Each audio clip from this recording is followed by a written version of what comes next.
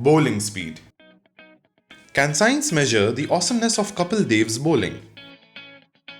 Well, the bowling speed can be measured. How? When radio waves hit an object, such as a ball, they bounce back. But their frequency changes as the ball moves away from the observer. This change of frequency occurs as the source and observer of a wave move closer or away from each other. Ever noticed how the pitch of a siren changes as the car moves by? This principle is the Doppler effect.